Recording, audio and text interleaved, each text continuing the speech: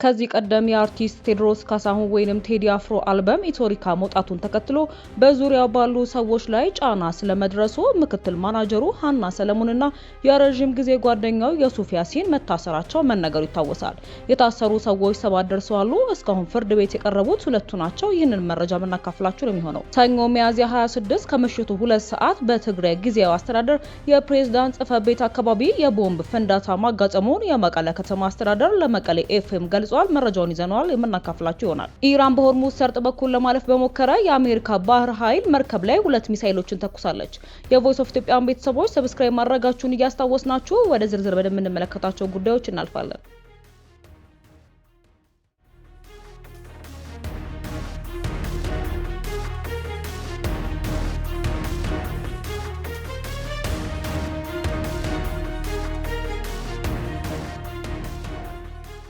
የታሰሩ ሰዎች 7 ደርሰዋል። እስካሁን ፍርድ ቤት የቀረቡት ግን 2 ናቸው።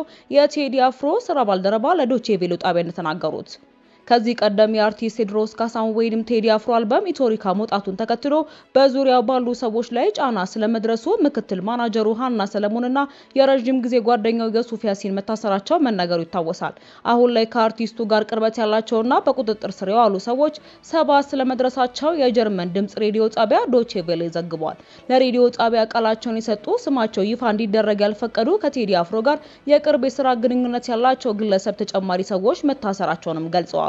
ከቅርብ ጓደኛው አቶ ዮሱፍ ያሲን አዲስ የሙዚቃ ስራዎቹ በዩቲዩብ መድረክ ማስታወቂያ እንዲታጀቡ አስፈላጊ ሂደቶችን ለማመቻቸት ጀምራ ከነበረው ወይዘሮ ማህሌት ሰለሞን በትክክለኛ ሰለሞን ሀና ሰለሞን ሌላ 2 የቴዲ አፍሮ ስቱዲዮ ጠባቂዎችም ታስረዋል ተብሏል። በተጨማሪም ከአርቲስቱ ድረገጽ ጋር የተያያዙ ስራዎችን የሚሰራ አንድ ሰው እንዲሁም ሞምባሳ በተደረገው የሙዚቃ ድግስ ወይንም ኮንሰርት ላይ ተሳትፎ የነበራቸው ሌሎች 2 ሰዎችም በዚሁ ሰሞን ተይዘዋል ሲሉ ለሬዲዮ ጣቢያ ተናግረዋል።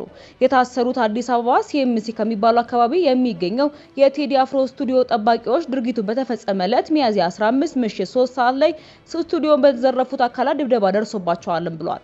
በዚያ ስፍራ ኤንቢ ያሏቸው 2 ስቱዲዮዎች ነበሩ። የተጠቀሱት አካላት በገመድ 5 ፎቅ ወደሚገኘው የአርቲስቱ ስቱዲዮ ለመግባት ሞክረው ሳይሳካላቸው ሲቀር በበር ለመግባት ሲሞክሩ በመከላከላቸው ድብደባቸውን ሰብረው በመግባት 2 ስቱዲዮዎች 2 ላፕቶፖች፣ 4 ስፒከሮች፣ የተለያዩ መሳሪያዎችን ወስደዋልም ብለዋል።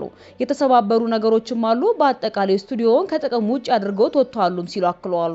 ሆኖም ግን በማህበራዊ መገናኛ ብዙሃን የሚዘዋወሩ ፎቶዎች እውነተኛ አይደሉም ተብሏል። ከታሰሩት ውስጥ እስካሁን ፍርድ ቤት 2 ማለትም አቶ ያሲንና ወይዘሮ ማህሌት ሀና ብቻ ቀርበዋል። በእነሱ ላይም ፖሊስ 14 ቀን የጊዜ ቀጠሮ ጠይቆባቸዋል ሲሉ እኚሁ የአርቲስቱ ባልደረባ ለሬዲዮ ጣቢያ አስረድተዋል። ፖሊስ በመግለጫው የጀርመን ሬዲዮ ድምጽ ከፌዴራል ፖሊስ መረጃ ለማጣራት ጥረት ማድረጉንም ገልጿል። ስለታሰሩት እንዲሁም ፍርድ ቤት ቀርበው የ14 ቀን የተጠየቀባቸው ስለተባሉ ሰዎች በተመለከተ የተጠየቁት የፌዴራል ፖሊስ የህዝብ ግንኙነት ኃላፊ ጀላን አብዲ ለጊዜው በፍርድ ቤት የተያዘ ጉዳይ ላይ መረጃ ለመስጠት አልችልም ሲሉም ተደምጠዋል። ከዚህ ቀደም ቲኪ በኢትዮጵያ ስለ ስቱዲዮ ዝርፊያውና የተደረገ ስላለው ጫና ያነጋገራቸው የፌዴራል ፖሊስ የወንጀል ምርመራ ጠቅላይ መምሪያ የወንጀል ምርመራ ኦፕሬሽን ዋና ኃላፊ ምክትል ኮሚሽነር ሙሊሳ አብዲሳን የፌዴራል ፖሊስ እንደዚህ አይነት ውንብድና አይሰራም፣ ስብዕናውም አይደለም የሚሰራው በህግና ህግ ብቻ ነው ሲሉ መልሰዋል። ብዙ ኦፕሬሽኖችን እንሰራለን። በእነዚህ ኦፕሬሽኖች ውስጥ ከሱ ወይንም ከቴዲ አፍሮ ጋር የሚገናኙ እኛ ያደረግነው ነገር የለም ሲሉም ገልጸዋል። ቴዲ አፍሮ የኢትዮጵያ ፌዴራል ፖሊስ ተጠርጣሪ እንዳልሆነ በሱ ላይ ምንም አይነት ምርመራ እንዳልተደረገና የምርመራ ስራ እንዳልተሰራ እንዲሁም ከሱ ጋር የሚገናኝ ጥቆማ ለፖሊስ እንዳልደረሰውና ፌዴራል ፖሊስ እሱ ላይ አንድም ነገር እንዳላደረገ ህዝቡም ይሄን እንዲያውቅም ነው የገለጹት።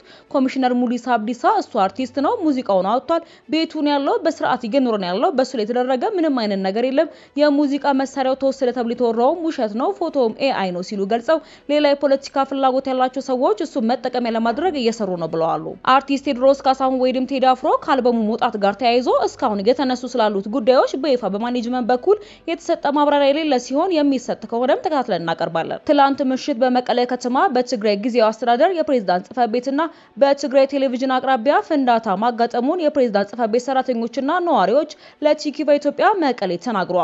ይህ የቦምብ ፍንዳታ ሆን ተብሎ ህዝብን ለማሸበር የተፈጸመ ተግባር ነው ያለ ሲሆን በሰውም ይሁን በንብረት ያጋጠመ ቀላልና ከባድ ከባድ ጉዳትም የለም ተብሏል። የጸጥታ አካላት ወንጀል ፈጻሚ አካላት በቁጥጥር ስር ለማዋል የተቀናጀ ስራ በመስራት ላይ እንደሚገኙ ገልጾ ህዝቡ ሽብር ፈጣሪዎችና ላኪዎቻቸውን ስርዓት እንዲይዙ መተባበር አለበት ሲልም አስገንዝበዋል።